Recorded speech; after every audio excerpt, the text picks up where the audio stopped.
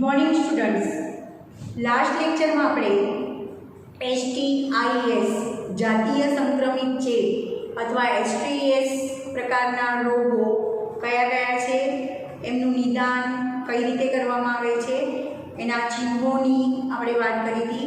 Syphilis, gonorrhoea, AIDS, hepatitis B, trichomoniasis, જનનાંગીય herpes, જનનાંગીય મસા બધા જ STIs પ્રકારના રોગો છે. એના વિશેની આપણે વાત કરી હતી, એના ચિહ્નોની વાત કરી હતી.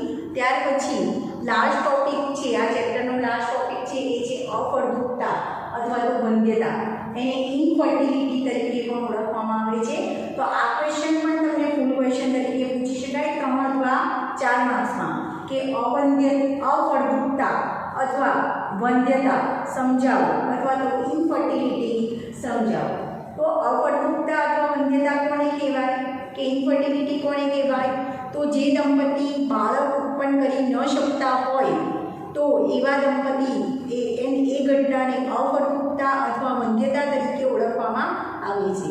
બરાબર. તો અફળદ્રુપતા અથવા વંધ્યતાની વ્યાખ્યા શું થશે? તો જે દંપતી બાળક ઉત્પન્ન કરી શકતા ન હોય એને અફળદ્રુપતા અથવા વંધ્યતા તરીકે ઇનફર્ટિલિટી તરીકે ઓળખવામાં આવે છે. ભારત સહિતના સમગ્ર વિશ્વમાં મોટી સંખ્યામાં દંપતીઓ અફળદ્રુપતા કે વંધ્યતાથી પીડાતા હોય છે. મતલબ કે લોકોને બાળક હોતા નથી અથવા બાળક ઉત્પન્ન થતા નથી, ઇનફર્ટિલિટીથી પીડાય છે. વંધ્યતાના ઘણા બધા કારણો હોઈ શકે. કોઈ પણ દંપતી બાળક ઉત્પન્ન ન કરી શકે એ માટેના ઘણા બધા કારણો છે. એટલે કે વંધ્યતાના ઘણા બધા કારણો છે. કયા? તો સ્ત્રી દંપતી એટલે કે સ્ત્રી અને પુરુષ બંનેમાંથી કોઈ એકને અથવા બંનેને શારીરિક ખામી હોય, જન્મજાત રોગો હોય, શારીરિક ખામી અથવા જન્મજાત રોગો હોય, અથવા તો કોઈ દવાઓની આડઅસર થઈ હોય, અથવા પ્રતિરક્ષા સંબંધિત ઇન્ફ્લામેટરી ખામી હોય, અથવા તો કોઈ મનોવૈજ્ઞાનિક ખામી હોય. સ્ત્રી અથવા પુરુષ બંનેમાંથી કોઈ એકને અથવા તો બંનેને. બરાબર. તો આ બધી ખામી અથવા આ બધા કારણો છે એ વંધ્યતા માટેના છે. કોઈ શારીરિક ખામી હોઈ શકે એટલે કે પ્રજનન અંગોનું ડેવલપમેન્ટ સારું ના હોય, અથવા પ્રજનન કોષો ઉત્પન્ન કરવાની ક્ષમતા ઓછી હોય, અથવા પ્રજનન કોષો ઉત્પન્ન ન કરી શકતા હોય સ્ત્રી અને પુરુષ બંને. બરાબર. જન્મજાત કોઈ રોગ અથવા ખામી હોય, દવાઓની કોઈ આડઅસર થઈ હોય, પ્રતિરક્ષા સંબંધિત કોઈ ખામી હોય કે કોઈ મનોવૈજ્ઞાનિક કારણ પણ હોઈ શકે. ભારતમાં સામાન્ય રીતે બાળક ન ઉત્પન્ન થાય એના માટે હંમેશા દંપતીમાંથી સ્ત્રીને દોષિત ગણવામાં આવે છે, પત્નીને દોષિત ગણવામાં આવે છે. પણ એવું હોતું નથી. હંમેશા માતા જ દોષિત હોય એવું હોતું નથી. પુરુષમાં પણ એવી કોઈ ખામી હોય છે કે ઓછા શુક્રકોષો ઉત્પન્ન કરે અથવા શુક્રકોષ ન ઉત્પન્ન કરી શકે, અથવા તો શુક્રકોષ ઉત્પન્ન થાય છે પણ એ પરિપક્વ બનતા નથી. તો પુરુષમાં પણ ખામી હોઈ શકે. તો કોઈ પણ દંપતી બાળક ઉત્પન્ન ન કરી શકે તો સમાજ એમના માટે સ્ત્રીને જ જવાબદાર ગણે છે. એ માન્યતા ખોટી છે. સ્ત્રી કાં તો બાળક ન ઉત્પન્ન કરી શકવા માટે કાં તો સ્ત્રી પણ જવાબદાર હોઈ શકે, કાં તો પુરુષ પણ જવાબદાર હોઈ શકે. બંને જવાબદાર હોઈ શકે. પુરુષમાં પણ કોઈ ખામી કે કોઈ પ્રોબ્લેમ હોવાના કારણે દંપતી બાળક ઉત્પન્ન કરી શકતા નથી. હવે આ દંપતીની વંધ્યતા અથવા તો ઇનફર્ટિલિટીનું નિવારણ કઈ રીતે શક્ય છે? તો વિશિષ્ટ સ્વાસ્થ્ય સંભાળ કેન્દ્ર, વિશિષ્ટ સ્વાસ્થ્ય સંભાળ કેન્દ્ર, વંધ્યતા નિવારણ કેન્દ્ર. તો આ બધા જે પણ મેટર્નિટી હોસ્પિટલ હોય છે ત્યાં મોટાભાગે વંધ્યતા નિવારણ કેન્દ્ર હોય જ છે. તો કોઈ દંપતી, કોઈ યુગલ અથવા કોઈ દંપતીથી બાળક ઉત્પન્ન કરી શકતા ન હોય તો આવા વિશિષ્ટ સ્વાસ્થ્ય સંભાળ કેન્દ્ર એટલે કે વંધ્યતા નિવારણ કેન્દ્રનો સંપર્ક કરે તો એ દંપતીમાં કઈ ખામી છે પુરુષ અથવા સ્ત્રીમાં એનું યોગ્ય નિદાન થાય છે. અને આવી જે વંધ્યતા નિવારણ કેન્દ્ર છે એ દંપતીને બાળક ઉત્પન્ન કરવામાં મદદ કરે છે.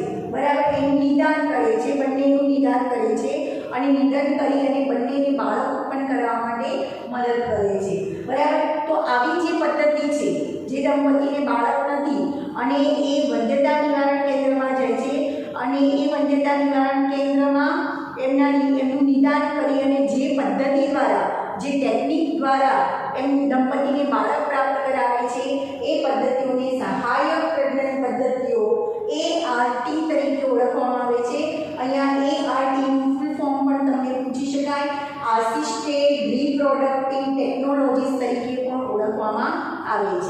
ART નું ફૂલ ફોર્મ થશે આસિસ્ટેડ રિપ્રોડક્ટિવ ટેકનોલોજી તરીકે એને ઓળખવામાં આવે છે.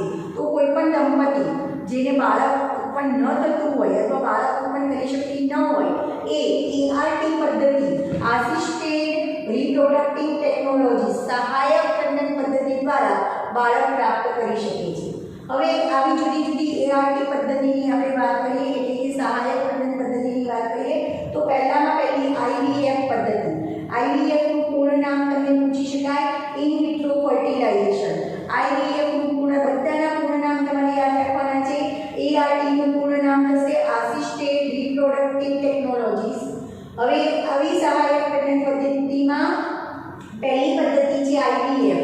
તો IVF પદ્ધતિને ઇન વિટ્રો ફર્ટિલાઇઝેશન તરીકે ઓળખવામાં આવે છે. તો ઇન વિટ્રો ફર્ટિલાઇઝેશનમાં શરીરની બહાર પ્રયોગશાળામાં શરીર જેવી પરિસ્થિતિમાં ભ્રૂણ ઉત્પન્ન કરવાની અથવા તો ફલન કરવાની જે સ્થિતિ છે એને IVF તરીકે પદ્ધતિ છે એને IVF તરીકે ઓળખવામાં આવે છે. શરીરની બહાર શરીર જેવી સ્થિતિમાં ફલન કરાવવું એને IVF ઇન વિટ્રો ફર્ટિલાઇઝેશન તરીકે ઓળખવામાં આવે છે. તો IVF ની વ્યાખ્યા પૂછી શકાય, IVF નું પૂર્ણ નામ પૂછી શકાય. IVF એટલે શું? IVF એટલે ઇન વિટ્રો ફર્ટિલાઇઝેશન, બરાબર. પ્રયોગશાળામાં શરીરની બહાર પ્રયોગશાળામાં શરીર જેવી સ્થિતિમાં ફલન કરવાની પદ્ધતિને IVF ઇન વિટ્રો ફર્ટિલાઇઝેશન તરીકે ઓળખવામાં આવે છે. ઘણીવાર ભ્રૂણ સ્થળાંતરણ પણ કરવામાં આવે છે એટલે કે ET એમ્બ્રિયો ટ્રાન્સફર. ET નું પૂર્ણ ફોર્મ યાદ રાખજો, એમ્બ્રિયો ટ્રાન્સફર એટલે પ્રયોગશાળામાં શુક્રકોષ અને અંડકોષનું ફલન કરાવી ફલિતાંડ બનાવી અને ભ્રૂણનું નિર્માણ કરવામાં આવે છે અને એ ભ્રૂણનું પછી સ્ત્રીમાં એટલે કે માતામાં સ્થાપન કરવામાં આવે છે અથવા સ્થળાંતરણ કરવામાં આવે છે એને એમ્બ્રિયો ટ્રાન્સફર ET તરીકે ઓળખવામાં આવે છે. હવે આગળ વાત કરીએ તો એમ્બ્રિયો ટ્રાન્સફર એ IVF ને લગતી પદ્ધતિ છે. એ પદ્ધતિને અત્યારે હાલ આપણે ટેસ્ટ ટ્યુબ બેબી તરીકે ઓળખીએ છીએ. ઘણી જ ખર્ચાળ પદ્ધતિ છે, લાખોમાં 3-4 લાખ એનો ખર્ચો થાય છે, બરાબર. તો બધા દંપતીને પરવડતો નથી પણ મોટાભાગના દંપતી આ IVF ની સારવાર લઈ અને જે દંપતીને વંધ્યતા છે, બાળક ઉત્પન્ન કરી શકતી નથી, એ IVF પદ્ધતિ દ્વારા બાળક ઉત્પન્ન કરી શકે છે, બરાબર. તો IVF ને લગતી જે પદ્ધતિ છે એને ટેસ્ટ ટ્યુબ બેબી તરીકે ઓળખવામાં આવે છે. જે પદ્ધતિમાં પત્ની દાતા એટલે કે અંડકોષ, પત્નીના અંડકોષ અને પતિના શુક્રકોષોનું પ્રયોગશાળામાં સિમ્યુલેટેડ સ્થિતિમાં ફલન કરાવવામાં આવે છે. સિમ્યુલેટેડ સ્થિતિ એટલે કે શરીરમાં જેવી પરિસ્થિતિ હોય, માતાના શરીરમાં અન્નવાહિનીમાં ફલનની ક્રિયા થાય છે, જેના વિશે તમે શીખી ગયા છો. તો અન્નવાહિનીમાં જેવી ફલન માટેની શુક્રકોષ અને અંડકોષના ફલન માટેની જેવી પરિસ્થિતિ અન્નવાહિનીમાં હોય છે એવી સિમ્યુલેટેડ પરિસ્થિતિ પ્રયોગશાળામાં ઊભી કરવામાં આવે છે અને ત્યાં પતિ અને પત્ની એટલે કે દાતા વ્યક્તિ અંડકોષ અને શુક્રકોષનું ફલન કરવામાં આવે છે અને એવા ફલિતાંડને એટલે કે ફલિતાંડ કે 8 કોષીય ભ્રૂણને ફલિતાંડ અથવા તો 8 કોષીય ભ્રૂણને જો અંડવાહિનીમાં તબદીલ એટલે કે સ્થળાંતરણ કરવામાં આવે તો એ પદ્ધતિને ZIFT તરીકે ઓળખવામાં આવે છે. તો તમને ZIFT નું પૂર્ણ નામ પૂછી શકાય, ઝાયગોટ ઇન્ટ્રાફેલોપિયન ટ્રાન્સફર. એટલે કે જે પ્રયોગશાળામાં પતિ અને પત્નીના શુક્રકોષ અને અંડકોષનું અથવા દાતાના શુક્રકોષ અને અંડકોષનું ફલન કરવામાં આવ્યું છે એ ફલિતાંડને અથવા તો 8 કોષીય ગર્ભને જો અંડવાહિનીમાં સ્થાનાંતરિત કરવામાં આવે તો એને ZIFT તરીકે ઓળખવામાં આવે છે, ઝાયગોટ ઇન્ટ્રાફેલોપિયન ટ્રાન્સફર. પૂર્ણ નામ યાદ રાખજો, ZIFT નું પૂર્ણ નામ થશે ZIFT, ઝાયગોટ ઇન્ટ્રાફેલોપિયન ટ્રાન્સફર તરીકે ઓળખવામાં આવે છે. અને 8 કોષથી વધારે ગર્ભકોષ્ઠી કોષ ધરાવતો જો ભ્રૂણ હોય તો એ ભ્રૂણને ગર્ભાશયમાં સ્થાનાંતરિત કરવામાં આવે છે.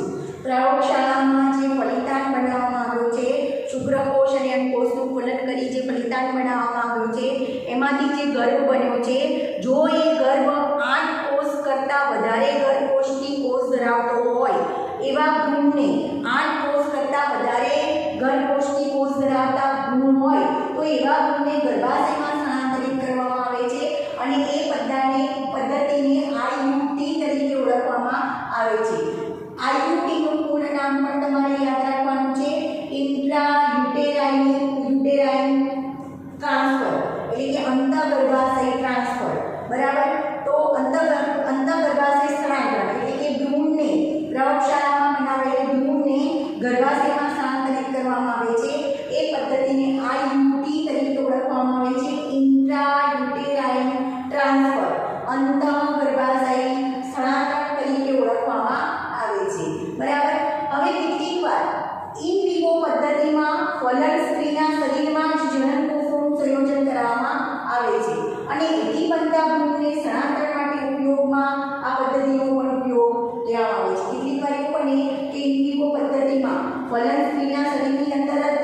જનનકોષોનું શુક્રકોષ અને અંડકોષનું ફલન સ્ત્રીના શરીરમાં જ થતું હોય અને એ સ્ત્રીના શરીરમાં બનેલો ભ્રૂણ એને બીજી સ્ત્રીમાં સ્થળાંતર કરવું હોય તો એના માટે પણ આ પદ્ધતિનો ઉપયોગ કરવામાં આવે છે.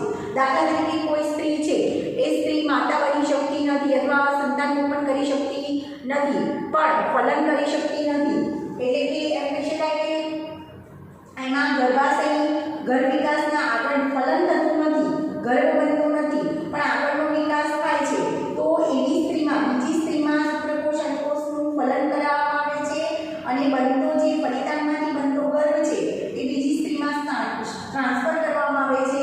તો એ પણ આ પદ્ધતિ દ્વારા કરવામાં આવે છે. આગળ બીજી પદ્ધતિનું નામ યાદ રાખજો, GIFT. તો GIFT નું પૂર્ણ નામ થશે ગેમેટ ઇન્ટ્રાફેલોપિયન ટ્રાન્સફર. GIFT નું પૂર્ણ નામ થશે ગેમેટ ઇન્ટ્રાફેલોપિયન ટ્રાન્સફર. આ પદ્ધતિમાં સ્ત્રી અંડકોષ ઉત્પન્ન કરી શકતી ન હોય પણ આગળનું ફલન અને આગળના ગર્ભ વિકાસનું માધ્યમ પૂરું પાડી શકતી હોય, બરાબર. તો એવી સ્ત્રીમાં દાતામાંથી અંડકોષ લઈ અને સ્ત્રીની અંડવાહિનીમાં તબદીલ કરવામાં આવે છે. તો એ પદ્ધતિને GIFT તરીકે ઓળખવામાં આવે છે, ગેમેટ ઇન્ટ્રાફેલોપિયન ટ્રાન્સફર તરીકે ઓળખવામાં આવે છે. એટલે કે GIFT પદ્ધતિ કોના માટે છે કે જે સ્ત્રી અંડકોષ ઉત્પન્ન કરી શકતી નથી પણ આગળની પ્રક્રિયા જે છે કે શુક્રકોષનું ને અંડકોષનું ફલન એમાં થઈ શકે છે, અંડકોષ ઉત્પન્ન કરી શકતી નથી પણ ફલન થઈ શકે છે કે ગર્ભ વિકાસના આગળની પ્રક્રિયા એમાં થઈ શકે છે. તો એવી સ્ત્રીમાં દાતા સ્ત્રીમાંથી અંડકોષ લઈ અને એ સ્ત્રીની અંડવાહિનીમાં અંડકોષને સ્થળાંતરિત કરવામાં આવે છે અને શુક્રકોષ અને અંડકોષનું ફલન કરવામાં આવે છે. એ પદ્ધતિ છે એને, અને પછી એમાં આગળ ગર્ભ વિકાસ તો થાય જ છે. તો એ પદ્ધતિને એટલે કે દાતા સ્ત્રીમાંથી અંડકોષ લઈ કોઈ સ્ત્રીમાંની અંડવાહિનીમાં અંડકોષનું સ્થળાંતર કરવું એ પદ્ધતિને GIFT તરીકે ઓળખવામાં આવે છે, ગેમેટ ઇન્ટ્રાફેલોપિયન ટ્રાન્સફર તરીકે ઓળખવામાં આવે છે. એટલે જે સ્ત્રી અંડકોષ ઉત્પન્ન કરી શકતી ન હોય અને ફલન અને આગળના ગર્ભ વિકાસની પ્રક્રિયા કરી શકતી હોય એવી સ્ત્રી માટે આ GIFT પદ્ધતિ ઉપયોગમાં લેવામાં આવે છે, ગેમેટ ઇન્ટ્રાફેલોપિયન ટ્રાન્સફર. એટલે કે દાતા સ્ત્રીના અંડકોષ એ સ્ત્રીની અંડવાહિનીમાં દાખલ કરવા અથવા ટ્રાન્સફર કરવા. આગળ બીજી પદ્ધતિ છે જેનું નામ છે ICSI નું પૂર્ણ નામ થશે ઇન્ટ્રાસાઇટોપ્લાઝમિક સ્પર્મ ઇન્જેક્શન. ઇન્ટ્રાસાઇટોપ્લાઝમિક સ્પર્મ ઇન્જેક્શન તરીકે ઓળખવામાં આવે છે. પ્રયોગશાળામાં ભ્રૂણ બનાવવાની વિશિષ્ટ પદ્ધતિમાં આંતરકોષરસીય નિષેચન એટલે ICSI નું પૂર્ણ નામ થશે ઇન્ટ્રાસાઇટોપ્લાઝમિક સ્પર્મ ઇન્જેક્શન. ICSI નું પૂર્ણ નામ થશે ઇન્ટ્રાસાઇટોપ્લાઝમિક સ્પર્મ ઇન્જેક્શન અથવા ગુજરાતીમાં એને કહેવાશે આંતરકોષરસીય નિક્ષેપણ. તો આવી પદ્ધતિમાં શું કરવામાં આવે છે કે શુક્રકોષને સીધો ઇન્જેક્શન દ્વારા અંડકોષમાં દાખલ કરવામાં આવે છે. તો એ પદ્ધતિને ICSI ઇન્ટ્રાસાઇટોપ્લાઝમિક સ્પર્મ ઇન્જેક્શન તરીકે ઓળખવામાં આવે છે. આગળ વાત કરીએ ચોથી પદ્ધતિ છે એ છે AI પદ્ધતિને આર્ટિફિશિયલ ઇન્સેમિનેશન તરીકે ઓળખવામાં આવે છે. જે પદ્ધતિમાં દંપતીમાં પુરુષ સ્ત્રીમાં યોનિમાર્ગમાં વીર્ય દાખલ કરવા માટે સક્ષમ ન હોય, જે પુરુષ સ્ત્રીના યોનિમાર્ગમાં વીર્ય દાખલ કરવા માટે સક્ષમ ન હોય અથવા તો શુક્રકોષોની સંખ્યા ઓછી હોય, શુક્રકોષો ઓછા પ્રમાણમાં ઉત્પન્ન થતા હોય એ દંપતીમાં આ AI પદ્ધતિ એટલે કે આર્ટિફિશિયલ ઇન્સેમિનેશન પદ્ધતિનો ઉપયોગ કરવામાં આવે છે, જેમાં કૃત્રિમ વીર્યદાન દ્વારા સ્ત્રીમાં વીર્ય દાખલ કરવામાં આવે છે. એટલે કે દાતા વ્યક્તિમાંથી વીર્ય લઈ, દાતા પુરુષમાંથી વીર્ય લઈ અને સ્ત્રીના યોનિમાર્ગમાં કે ગર્ભાશયમાં વીર્ય દાખલ કરવામાં આવે છે. એ પદ્ધતિને AI આર્ટિફિશિયલ ઇન્સેમિનેશન તરીકે ઓળખવામાં આવે છે. લાસ્ટ એક પદ્ધતિની વાત કરીએ તો એ પદ્ધતિ છે IUI. ટેસ્ટ ટ્યુબ બેબી પદ્ધતિનો ઉપયોગ કરે પહેલા બધા IUI પદ્ધતિનો ઉપયોગ કરવામાં આવે છે. IUI પદ્ધતિનું પૂર્ણ નામ થશે ઇન્ટ્રાયુટેરાઇન ઇન્સેમિનેશન. ઇન્ટ્રાયુટેરાઇન ઇન્સેમિનેશન. આ પદ્ધતિમાં વીર્યને સ્ત્રીના યોનિમાર્ગમાં દાખલ કરવામાં આવે છે, બરાબર. વીર્યને સ્ત્રીના યોનિમાર્ગ કે ગર્ભાશયમાં દાખલ કરવામાં આવે છે. આ પદ્ધતિને IUI ઇન્ટ્રા યુટેરાઇન ઇન્સિમિનેશન તરીકે ઓળખવામાં આવે છે. આગળની પ્રક્રિયા જો સ્ત્રીમાં થતી હોય કે અન્વયમાં શુક્રકોષ અને અંડકોષનું ફલન થતું હોય, બરાબર, કે ગર્ભ વિકાસ થતો હોય, તો એના માટે આ IUI પદ્ધતિ પણ શક્ય છે. તો આ બધી જ પદ્ધતિ સહાયક પ્રજનન પદ્ધતિ છે. તો આ ક્વેશ્ચન તમને બે રીતે પૂછી શકાય કે અફળદ્રુપતા અથવા વંધ્યતા વિશે વર્ણવો અથવા તો સહાયક પ્રજનન પદ્ધતિ સમજાવો, બરાબર. તો આ રીતના પણ પૂછી શકાય અથવા ખાલી પૂછી શકાય સહાયક પ્રજનન પદ્ધતિઓ વર્ણવો અથવા સમજાવો. તો ફરી એને ધ્યાન રાખજો. વિશ્વમાં અને ભારતમાં ઘણા એવા દંપતી છે કે જે વંધ્યતાથી પીડાય છે અથવા તો અફળદ્રુપતાથી પીડાય છે, જેને ઇનફર્ટિલિટી કહેવાય છે. એટલે કે ઇનફર્ટિલિટી કે વંધ્યતાની વ્યાખ્યા કેવી હોય તો શું કહી શકાય કે જે દંપતી બાળક ઉત્પન્ન કરી શકતી ન હોય એવી દંપતીને વંધ્યતાની તકલીફ છે એવું આપણે કહી શકીએ. ભારત સહિત સમગ્ર વિશ્વમાં મોટી સંખ્યામાં દંપતી વંધ્યતા ધરાવે છે. હવે આવા વંધ્યતા માટેના ઘણા કારણો છે કે કોઈ પણ દંપતી એ વંધ્ય છે અથવા બાળક ઉત્પન્ન કરી શકતા નથી, એ માટેના ઘણા બધા કારણો છે. જેમ કે શારીરિક, જે સ્ત્રી અને પુરુષ દંપતી બંનેમાંથી કોઈ એકને હોય અથવા બંનેમાં શારીરિક ખામી હોય. શારીરિક ખામી હોવી એટલે કાં તો સ્ત્રીમાં અંડકોષ ઉત્પન્ન ન થતા હોય, કાં તો પ્રજનન અંગોનું બરાબર ડેવલપમેન્ટ ન હોય, પુરુષમાં શુક્રકોષો બરાબર ઉત્પન્ન ન થઈ શકતા હોય અથવા તો પ્રજનન અંગોનું બરાબર ડેવલપમેન્ટ ન હોય, તો એ શારીરિક ખામી કહી શકાય. જન્મજાત કોઈ રોગો હોય, દવાઓની કોઈ આડઅસર થઈ હોય, કોઈ પ્રતિરક્ષા સંબંધિત ખામી હોય કે કોઈ મનોવૈજ્ઞાનિક ખામી હોય તો દંપતી છે એ વંધ્યતા દર્શાવે છે, એટલે કે બાળક ઉત્પન્ન કરી શકતા નથી. ભારતમાં સામાન્ય રીતે બાળક ઉત્પન્ન ન કરી શકવા માટે દંપતીમાંથી ફક્ત સ્ત્રીને જવાબદાર ગણવામાં આવે છે, પણ એ માન્યતા ખોટી છે. બાળક ન ઉત્પન્ન કરવા માટે કાં તો સ્ત્રી જવાબદાર હોઈ શકે, કાં તો પુરુષ જવાબદાર હોઈ શકે, બરાબર. ફક્ત સ્ત્રીને જવાબદાર માનવામાં આવે છે એ વસ્તુ ખોટી છે. ઘણીવાર એની માટે પુરુષ પણ જવાબદાર હોય છે. હવે આગળ આવા દંપતીનું નિવારણ કઈ રીતે કરી શકાય, મતલબ દંપતી બાળક કઈ રીતે ઉત્પન્ન કરી શકે, તો આવા દંપતી વિશિષ્ટ સ્વાસ્થ્ય સંભાળ કેન્દ્ર એટલે કે વંધ્યતા નિવારણ કેન્દ્રનો ઉપયોગ કરી વંધ્યતા નિવારણ કેન્દ્રની પાસે જઈ અને ART પદ્ધતિનો ઉપયોગ કરી અને દંપતી સંતાન પ્રાપ્ત કરી શકે છે. આવા વંધ્યતા નિવારણ કેન્દ્ર કે જ્યાં મેટર્નિટી હોસ્પિટલ હોય છે ત્યાં વંધ્યતા નિવારણ કેન્દ્ર હોય જ, તો એ આવા દંપતીનું નિદાન કરે છે અને શું ખામી છે એનું નિદાન કરી સારવાર કરી અને એક દંપતીને બાળક પ્રાપ્ત કરાવે છે. તો જે દંપતી વંધ્ય છે મતલબ કે વંધ્યતા દર્શાવે છે એવી દંપતીને સહાયક પ્રજનન પદ્ધતિઓ દ્વારા બાળક પ્રાપ્ત કરાવવામાં આવે છે. એ પદ્ધતિઓને સહાયક પ્રજનન પદ્ધતિ તરીકે ઓળખવામાં આવે છે, ART તરીકે ઓળખવામાં આવે છે, આસિસ્ટેડ રિપ્રોડક્ટિવ ટેકનોલોજીસ તરીકે ઓળખવામાં આવે છે. હવે આવી પદ્ધતિ દ્વારા દંપતી બાળક પ્રાપ્ત કરી શકે છે. તો અહીંયા તમને કેટલીક પદ્ધતિ આપી છે. એમાં પહેલી પદ્ધતિ છે IVF નું પૂર્ણ નામ થશે ઇન વિટ્રો ફર્ટિલાઇઝેશન. શરીરની બહાર શરીર જેવી પરિસ્થિતિમાં પ્રયોગશાળામાં શરીર જેવી સ્થિતિમાં ફલન કરાવવાની પદ્ધતિને શુક્રકોષ અને અંડકોષનું ફલન કરાવવાની પદ્ધતિને IVF તરીકે ઓળખવામાં આવે છે. ફરીથી યાદ રાખજો, IVF એટલે ઇન વિટ્રો ફર્ટિલાઇઝેશન. પ્રયોગશાળામાં શરીરની બહાર શરીર જેવી સ્થિતિમાં શુક્રકોષ અને અંડકોષનું ફલન કરાવવાની પદ્ધતિને ઇન વિટ્રો ફર્ટિલાઇઝેશન કહેવામાં આવે છે. અને જે ફલનથી ફલિતાન બને છે એ ફલિતાન અથવા તો ફલિતાનમાંથી જે ગર્ભ બને છે એ ગર્ભનું સ્થળાંતરણ કે ભ્રૂણનું સ્થળાંતરણ કરવાની પદ્ધતિને ET એમ્બ્રિયો ટ્રાન્સફર તરીકે ઓળખવામાં આવે છે. સામાન્ય રીતે આ ART ને લગતી જે પદ્ધતિ છે એને ટેસ્ટ ટ્યુબ બેબી તરીકે ઓળખવામાં આવે છે. એટલે કે પ્રયોગશાળામાં શુક્રકોષ અને અંડકોષનું ફલન કરવામાં આવે છે. દાતા વ્યક્તિ એટલે કે પત્ની સ્ત્રી જેને દાતા જે અંડકોષ આપે છે પતિ પુરુષ કે જે શુક્રકોષ ડોનેટ કરે છે, બંનેનું અંડકોષ અને શુક્રકોષોનું પ્રયોગશાળામાં સિમ્યુલેટેડ સ્થિતિમાં ફલન કરવામાં આવે છે.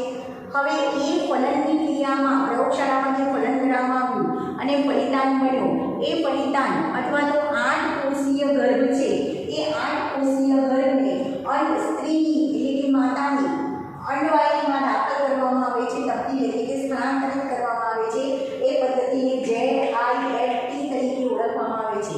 ઝાયગોટ ઇન્ટ્રાફેલોપિયન ટ્રાન્સફર તરીકે ઓળખવામાં આવે છે. હવે દાખલા તરીકે પ્રયોગશાળામાં ફલિતાંડમાંથી જે ગર્ભ બન્યો છે, એ 8 કોષ કરતાં વધારે ગર્ભકોષ્ઠી કોષો ધરાવે છે, બરાબર. તો એવા ભ્રૂણને 8 કોષ કરતાં વધારે ગર્ભકોષ્ઠી કોષ ધરાવતા હોય તો એવા ભ્રૂણને ગર્ભાશયમાં સ્થાનાંતરિત કરવામાં આવે છે. અને ગર્ભાશયમાં સ્થાનાંતરિત કરવાની પદ્ધતિને IUT તરીકે ઓળખવામાં આવે છે. ઇન્ટ્રાયુટેરાઇન ટ્રાન્સફર તરીકે ઓળખવામાં આવે છે, અથવા અંતઃગર્ભાશય સ્થાનાંતરણ તરીકે ઓળખવામાં આવે છે. આગળ વાત કરીએ તો ફલન સ્ત્રીના જે ઇન વિવો પદ્ધતિમાં શું થાય છે, ફલન સ્ત્રીના શરીરમાં જ થાય છે અને એના જનન કોષોનું સંયોજન થઈ અને જે ભ્રૂણ બને છે, એ ભ્રૂણને જો કોઈ અન્ય સ્ત્રીમાં દાખલ કરવું હોય તો પણ એના માટે IUT પદ્ધતિનો ઉપયોગ કરવામાં આવે છે. આગળ બીજી પદ્ધતિની વાત કરીએ GIFT, ગેમેટ ઇન્ટ્રાફેલોપિયન ટ્રાન્સફર. હવે ગેમેટ ઇન્ટ્રાફેલોપિયન ટ્રાન્સફર આ પદ્ધતિનો કઈ દંપતીમાં ઉપયોગ કરવામાં આવે છે, જે દંપતીમાં સ્ત્રી અંડકોષ ઉત્પન્ન કરી શકતી નથી પણ આગળની બંને પ્રક્રિયા એટલે કે ફલન અને ફલન પછીનો જે ગર્ભ વિકાસ છે એના માટે એ સ્ત્રી માધ્યમ પૂરું પાડી શકે છે. તો એવી સ્ત્રીમાં કોઈ દાતા સ્ત્રીમાંથી અંડકોષ લઈ અને એની અંડવાહિનીમાં એ અંડકોષનું સ્થાનાંતરણ કરવામાં આવે છે. એ પદ્ધતિને GIFT, ગેમેટ ઇન્ટ્રાફેલોપિયન ટ્રાન્સફર તરીકે ઓળખવામાં આવે છે. આગળ વાત કરીએ તો ત્રીજી એક પદ્ધતિ છે જેને ICSI તરીકે ઓળખવામાં આવે છે. ICSI એનું પૂર્ણ નામ થશે ઇન્ટ્રાસાયટોપ્લાઝમિક સ્પર્મ ઇન્જેક્શન અથવા એને આંતરકોષરસીય નિક્ષેપણ તરીકે ઓળખવામાં આવે છે. ICSI ઇન્ટ્રાસાયટોપ્લાઝમિક સ્પર્મ ઇન્જેક્શન અથવા તો આંતરકોષરસીય નિક્ષેપણ તરીકે ઓળખવામાં આવે છે. તો આ પદ્ધતિમાં શું કરવામાં આવે છે, ICSI પદ્ધતિમાં શુક્રકોષોને સીધા અંડકોષમાં દાખલ કરવામાં આવે છે. આગળ AI પદ્ધતિમાં શું કરવામાં આવે છે, AI નું પૂર્ણ નામ શું થશે, AI નું પૂર્ણ નામ થશે આર્ટિફિશિયલ ઇન્સેમિનેશન. આર્ટિફિશિયલ ઇન્સેમિનેશન પુરુષ સ્ત્રીના યોનિ માર્ગમાં કે ગર્ભાશયમાં વીર્ય દાખલ કરવા માટે સક્ષમ ન હોય અથવા તો એ પુરુષના વીર્યમાં શુક્રકોષોની સંખ્યા ઓછી હોય એવી સ્થિતિમાં પુરુષના વીર્યને સ્ત્રીના યોનિ માર્ગમાં દાખલ કરવામાં આવે છે. એ પદ્ધતિને આર્ટિફિશિયલ ઇન્સેમિનેશન તરીકે ઓળખવામાં આવે છે. IUI એ જ પ્રકારની પદ્ધતિ છે. IUI નું પૂર્ણ નામ થશે ઇન્ટ્રાયુટેરાઇન ઇન્સેમિનેશન.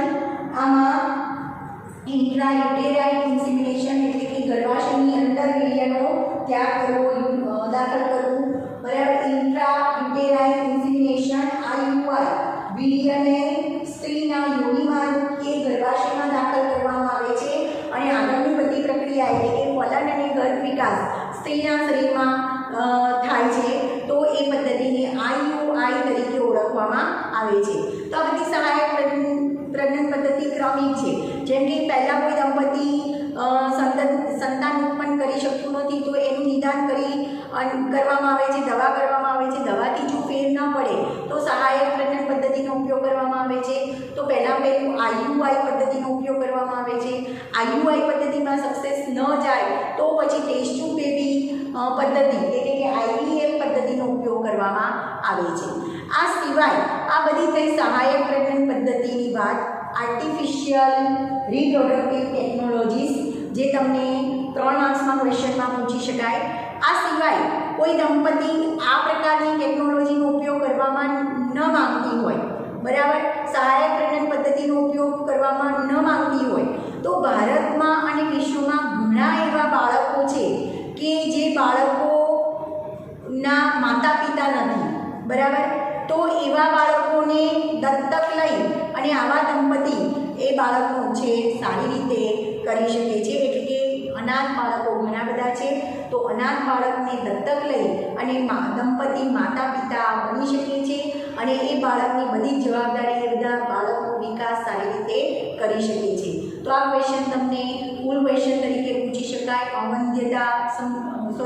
અફળદ્રુપતા અથવા વંધ્યતા સમજાવો, અથવા તો અફળદ્રુપતા અથવા તો વંધ્યતા નિવારણ માટેની ART પદ્ધતિ, સહાયક પ્રજનન પદ્ધતિ વર્ણવો.